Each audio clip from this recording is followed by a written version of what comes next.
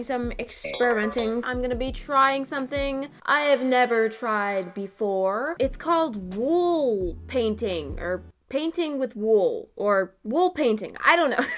I first saw this from Mira Byler. If you don't know the doll thing, I was never that interested in it because it seems super time consuming for like one little tiny thing. When things take too long, it discourages me because I like to do many. I just start thinking, this is gonna take such a long time to. But when I saw this new technique that apparently people are doing now, needle felted paintings, kind of like painting in a way, although it's not at all because it's not with paint. This looks slightly less time consuming to do. Can I try too? Is that okay? I don't know who started it, but I want to do it. So I promptly purchased a bunch of stuff online that I have no idea how to use, but we're gonna figure it out together. So let's just jump into this.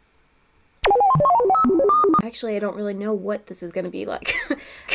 Let's get started. Okay, bringing in my box of things. Mysterious things. What is all of this? Well, I know what that is. That's bubble wrap.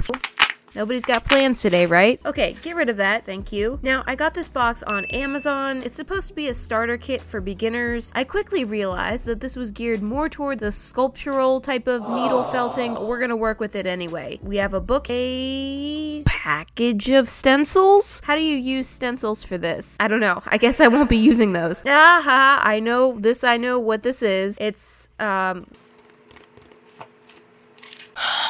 can't I think of what that's called? Rocks. And here we are. This is gonna be my primary weapon. It's like 8 or so very long needles stuck in a handle. Yes, it's good and sharp. Kind of hurts, but it kind of hurts good. And here's what I mean about the stabbing. Yeah, They also provide this finger protector thing so that you don't stab yourself. Probably a good idea to use this, but am I going to? No. It's very uncomfortable, honestly, and my fingers prefer to work in the nude. Another thing, what looks to be a bunch of spare needles. I love how I'm surprised that they're sharp.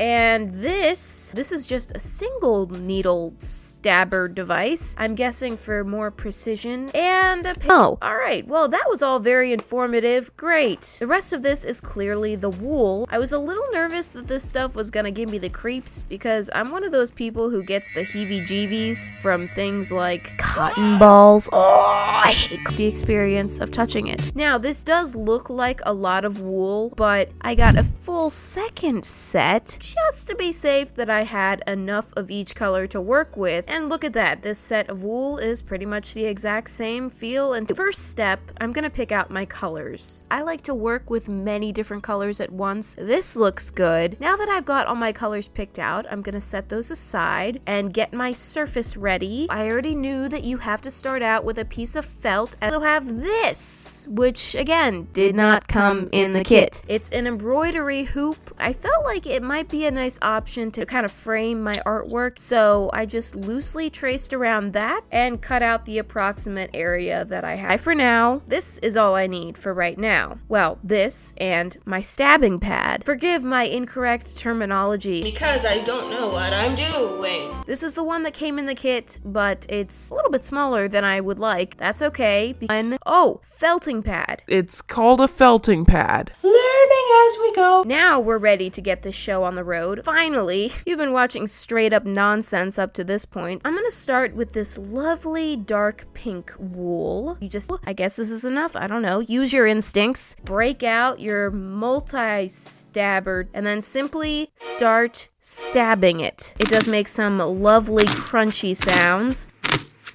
You like it? Felt securing it in place. And I'm just gonna start adding and blending in more colors and building up the wool to create my background layer. I guess I got a little too aggressive there with my stabbing because I broke one of the needles. That's why they to light pink transition, but I'm gonna completely cover up that light pink area with orange because I realized I don't have enough room for it. I'm trying to blend the colors together a little bit by adding thin strands of each color kind of back and forth. And you know, I'm starting to get the hang of this pretty quickly. It's a very intuitive and easy process. The only thing I was really worried about at this point was accidentally stabbing myself with 8 very sharp needles. Thankfully, I somehow managed this. Oh! It's shocking. If you haven't already guessed, I'm creating a rainbow gradient background. Let me give you a second to recover from your shock and disbelief. I really wasn't sure how much I was going to be, but it's not too difficult either. And you do make quick enough progress for it to be satisfying, so it doesn't have that kind of never-ending, hopeless feeling. And that's my description of how painting with wool makes me feel. Please come back now. Oh, I'm gonna do a couple little bonus stabs just for good measure. Good practice right there. That looks about done, I guess. And now for the subject of this painting. I'm bringing out the white wool, and I'm going to use some very thin strands to create an out concept for this piece. As you can see, it's really just a matter of building up the wool. The only problem was I did run out of the white wool. I used both of the bags that I had, and they were still just barely enough to fully fill. You do try this yourself, and you get these little tiny bags of wool. 1 bag of wool equals 1/2 of a bunny head. Okay, remember that. Keep watching for more very helpful tips. All right. Bunny head is done. I'm just gonna start throwing on some little details, which I was a little bit nervous about, but it's really more of the same thing. You kind of just form the wool into the shape you want using your little fingers, stab it a few hundred times, and bada bing. I'm using the single needle for more of this, but I actually didn't like using that at all. It takes 8 times as long to make any kind of progress, so I really just stuck with the big boy for the entire time, even for place. Okay, bunny face is done. Hi. She needs a little accessory, so I took some purple wool and created the shape of a little bow, which did make this bunny look strangely familiar. Okay, it's not itty. It's Hello Bunny. And she is a completely unique individual with her own identity, so let's not compare the two. Comparisons hurt. Alright, now just going around the edges and securing any loose hairs. Gotta take care of all those wispy. Pickle the Dinosaur collectible vinyl figurine, available for pre-order. And these lovely little guys will be shipping out in June. Oh, that little face. He makes the perfect little display piece if you need a little pickle in your life. In addition, if you order to win a signed figurine, signed by me, I'll be signing it for you. As always, the link for this is in the description. Now, I just need to peel this up. Oh no, it feels stuck.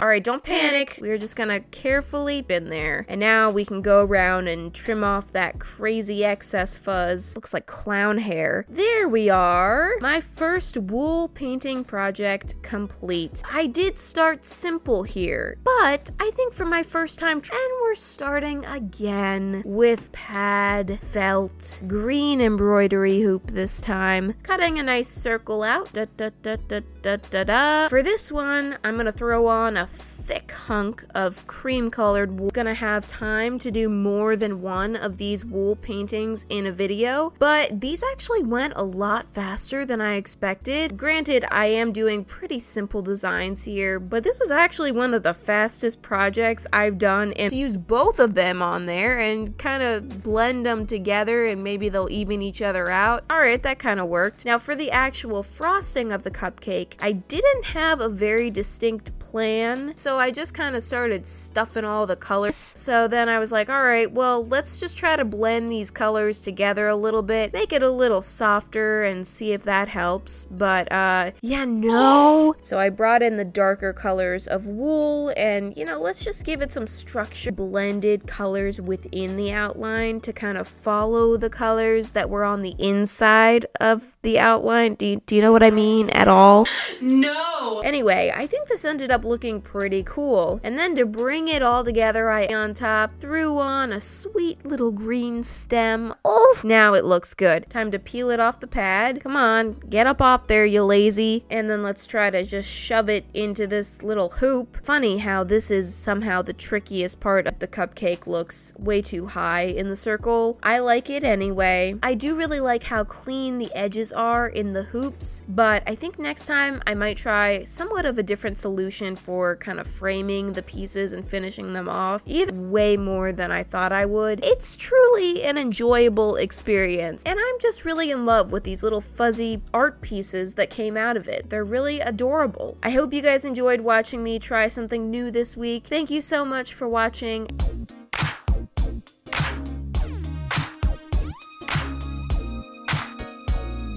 Healthier to eat like 10 meals. Yeah, that's good. I actually gotta go though because, yep, it is 2 o'clock.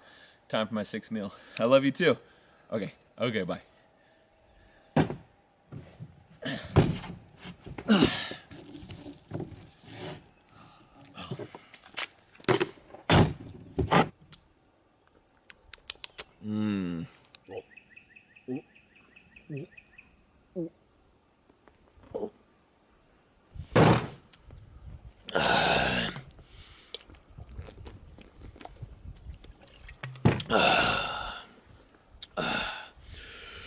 All for the gains.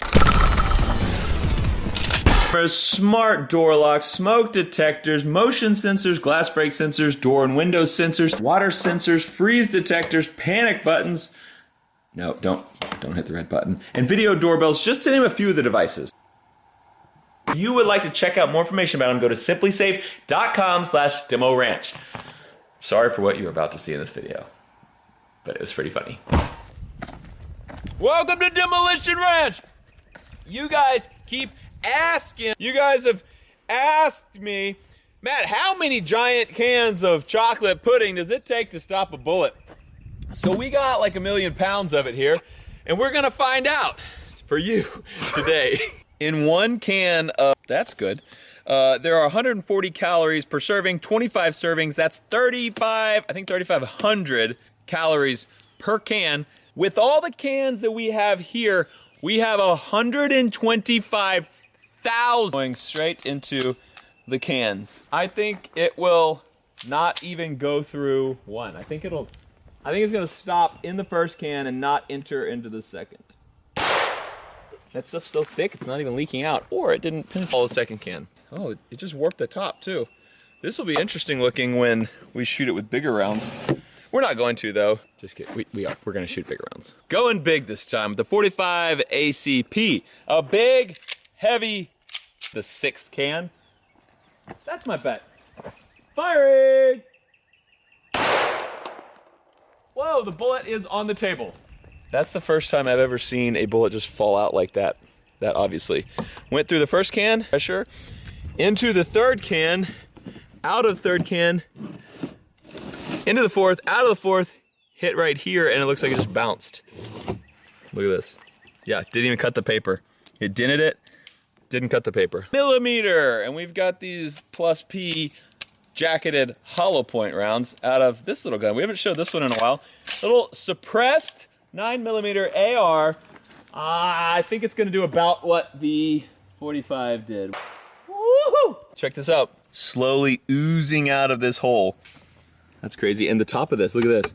All right, we need to throw this one out. It's pretty empty now, about half full, but oozing out of there. Oh my gosh, oozing out of several holes. Still going, okay. Came out the side on this? Did it go in this one? Where did that bullet go after it came out the side here? I guess it just flew out. I guess it just kind of, oh yeah. I think it just might have put it out of there.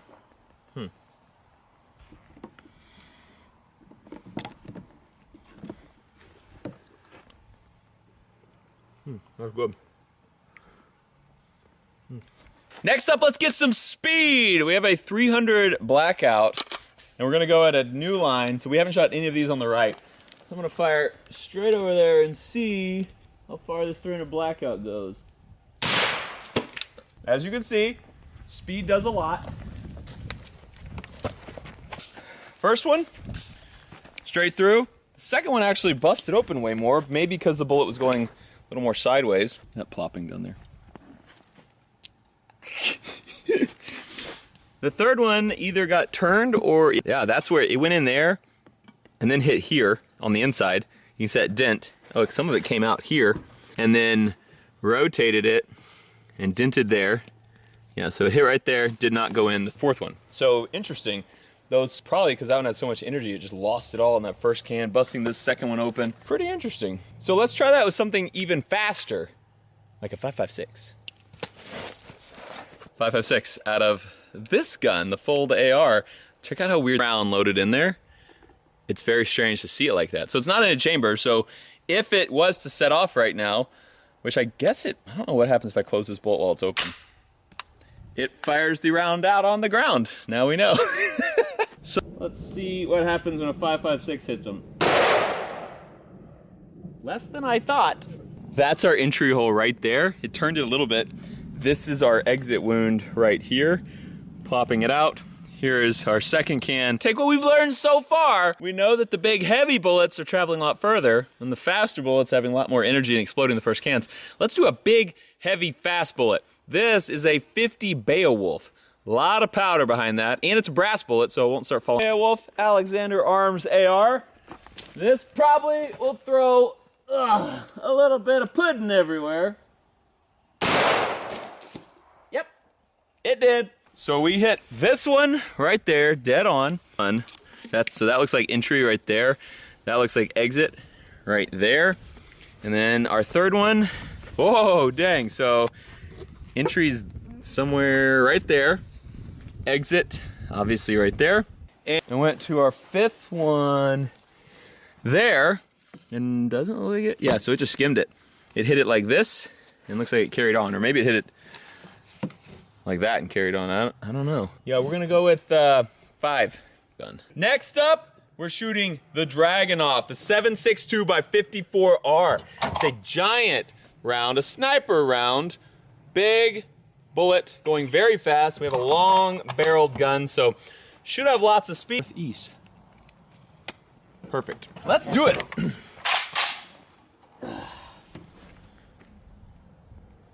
Oh man. Parched.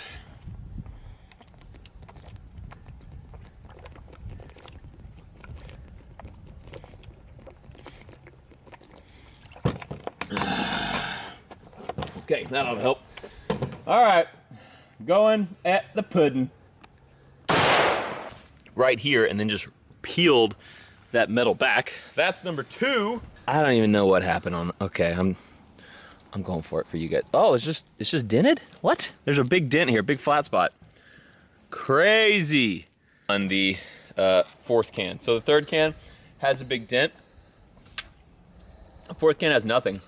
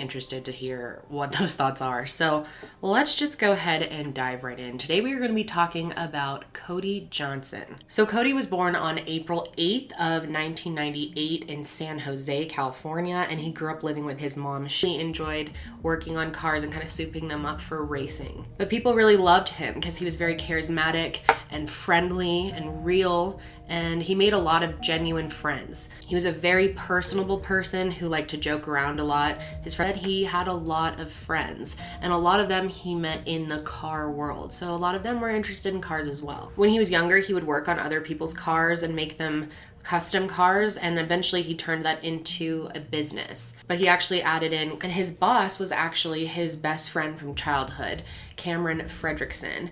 and he loved him, so it was a perfect fit. So at this point, things are going pretty well for Cody. He was happy in his job. He had tons of friends in his life. He has a good relationship, and he wanted to find his life partner. Cody had always said he wanted to settle down one day and raise a family. That was really important to him. And he told his friends that he wanted to meet a nice church girl. I want a church girl. All of her friends were in church. It was her whole world and was very important to her. Her faith was everything to Jordan. She was a very active member of the Faith Baptist Church, and in high school she helped out in the nursery and was known for being great with kids. And after she graduated, she dance.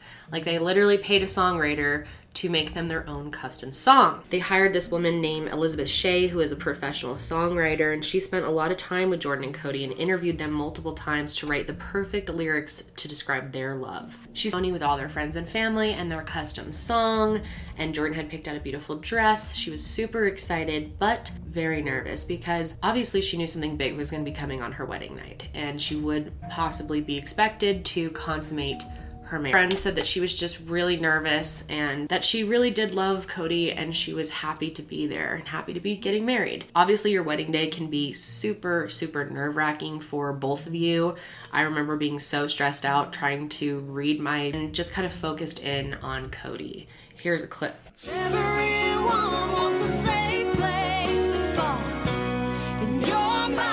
I used words like, "You helped me to climb higher for a better view. You're my..." He was so happy about being married to Jordan that he felt high. He said his wedding day was the best day of his life. So they went to a hotel and had one night for their honeymoon, kind of. And then they decided to go and settle into their new home. And Cody had a whole week, and everyone is automatically really concerned and just confused. I mean, he had just gotten married.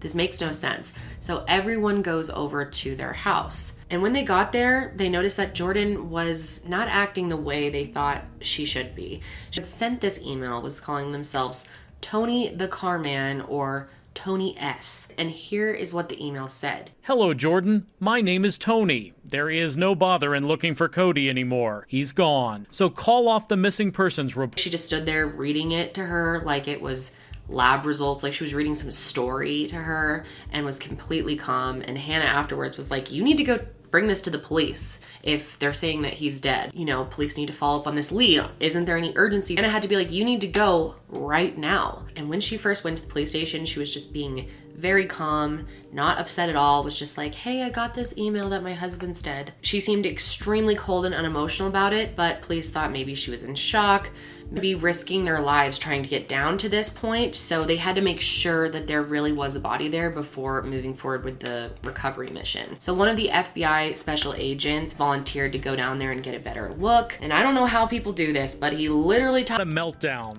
I'm completely second guessing everything right now. Kim told her that she should talk to Cody about this, but she said that she couldn't, that it would break his heart. I should be happy, and I'm just not. If I tell him how I'm really feeling, it's buffet. Everyone else in the group was crying, but she was just completely calm. And they were also weirded out that she was the one who was able to find the body in that huge national park. It seemed like she knew exactly where to look. And when police pressed her a little bit more about this, national park. So clearly this is hard evidence and proves that everything else that Jordan has been telling police up until now is a lie. So on July 16th, they bring Jordan back in for questioning, and they prepare to tell her about the evidence they have now. Instead of calling for help or letting anyone know this happened, she did nothing. And instead she started thinking about what lies she was going to tell about what really happened to Cody. But in this moment with police, she's telling them, you know, this was an accident though. This was an accident. Like, I just shoved him. I didn't know he was going to fall. He was standing on, this was coming. They had a feeling that she was involved, but they ended up releasing her right away because they had to collect a little bit more evidence and solidify the case against her before charging her. But in the meantime, everyone wanted answers about what really happened to Cody. No one really thought that was just the strangest thing. At his funeral, she didn't even shed a tear. She showed like no emotion that he was gone. Probably because she was so worried about herself at this point and what the rest of her life was gonna look like. She was texting. Where? On her phone. Just sitting on her phone. No, but at the, what, was it a funeral? Yeah, it was at his funeral. Were you shocked when you saw her text? I was. It was disrespectful. Very, Were you suspicious when you saw her texting at the funeral? I mean, did you not at that point? What do you think? I wasn't suspicious. I kind of already knew. Evaluation for her in this time, and she had to complete any treatment that they recommended. But then finally in October, she was indicted of first and second degree murder charges, and a jury added the charge of premeditated first degree murder, which has a minimum sentence of life in prison with no chance of parole. A ton of Jordan and Cody's friends to tell the truth about their odd relationship and the strange dynamic where it seemed like Jordan wanted to get married but really didn't. Like the idea of marriage, but didn't actually want to be married, and didn't really like Cody that much. She married to this popular, well-liked guy. She was worried that no one would believe her. They showed pictures and video of the wedding, trying to prove that Jordan was happy. She was smiling the whole day while she got ready and through their first dance. They argued that Jordan was just naive, immature. At one point, the defense even tried to compare her to a frightened rabbit who instinctively ran away from the situation. That doesn't make any sense. I have like 4 rabbits and none of them murder. So a lot of details came out during the trial about their relationship. Her plea, she was given a 30-year sentence. That's it. She agreed that what she did was reckless and an extreme disregard, but maintained that it was an accident. She said she wasn't thinking about where they were, how dangerous where they were standing was, that she just reacted in break, and the truth, then have you push him off a cliff because you don't know how to get out of this situation that you got yourself in. I think this case is absolutely disgusting. I think Jordan's a really sick person, and she should be in prison a lot longer than 30 years in my opinion. But it's just I've only been using Case-Defy cases for over a year now, and I've had so many throughout that time. This is my newest one. It's very spring. When I saw it, I just had to have it. Their impact cases are engineered with 2-layer construction of Chi-Tech and is drop tested